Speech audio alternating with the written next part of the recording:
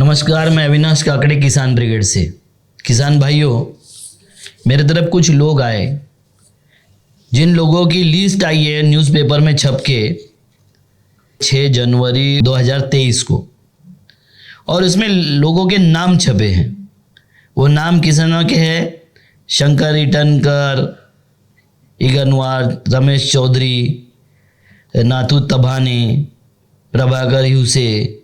ये न्यूज़पेपर में छापा है Nagpur district central cooperative bank, जो बैंक लिक्विडेटर बैठा हुआ है कि बैंक के लोगों ने बैंक डुबा दिया है और लिक्विडेटर बैठा है। लिक्विडेटर का नाम है साहेबराव आचार्य, जिसकी सिग्नेचर वसूली अधिकारी है, शायद सिग्नेचर है। मुझे ये नहीं समझ में आता है कि रिजर्व बैंक में जब पूछते हैं कि 11 लाख करोड़ किसके माफ़ किए, तो रिजर्व बैंक के पास किसके माफ़ किए पता नहीं है। आपको जब पूछा गया रिजर्व बैंक को, तो रिजर्व बैंक ने बताया हमारे पास कोई फिगर नहीं है। रिजर्व बैंक ने जब बैंकों को पूछा कि अडानी को कितना लोन दिया गया है टोटल, किसी को पता नहीं है।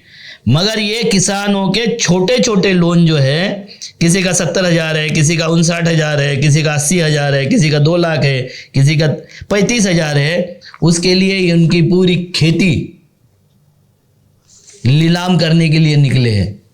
मैं किसान भाइयों आपको एक बात बताना चाहता हूं।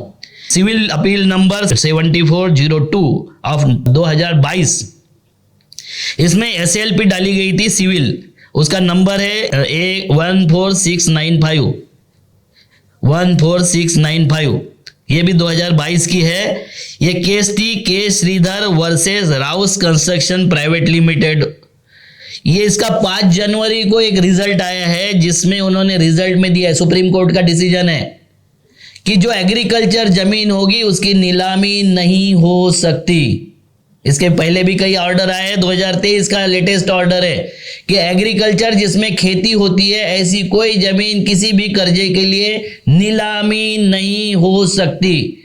और फिर भी ये बैंक, जिनकी औकात नहीं है, उद्योगपतियों ने जिसने लाखों करोड़ रुपए डुबा दिया, उनके नाम बताने की औकात नहीं है, मगर किसानों के 50,000 70,000 के लिए उनके पेपर में देते हैं, एडवर्टाइजमेंट पेपर में देते हैं, किसानों को आत्महत्या के लिए बाधित करते हैं।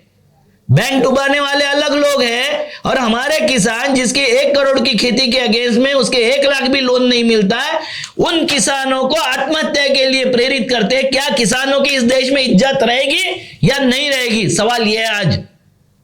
उद्योगपतियों की इज्जत रहेगी, उद्योगपतियों में माहौल खराब हो जाएगा, और किसानों के नाम न्यूज़पेपर में छाप के उसको बेइज्जत करते हो। उसके बच्चों का ना शादी होती है, क्योंकि ये तो कंगाल हो चुका है, ना उसके लड़के की शादी होती है, ना लड़कियों की शादी होती है, ना समाज में प्रतिष्ठा होती है।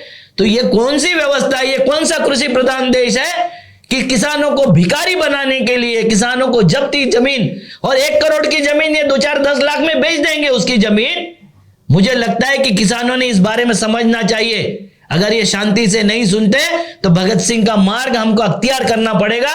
मैं किसानों से आह्वान करता हूं कि जहां जहां इस तरीके से कार्रवाई होती होगी, आप मुझे कॉल कीजिए। मेरा नंबर नीचे स्क्रीन पर आपको दिखाई देगा। हम हर जगह आपकी लड़ाई लड़ेंगे। नमस्कार।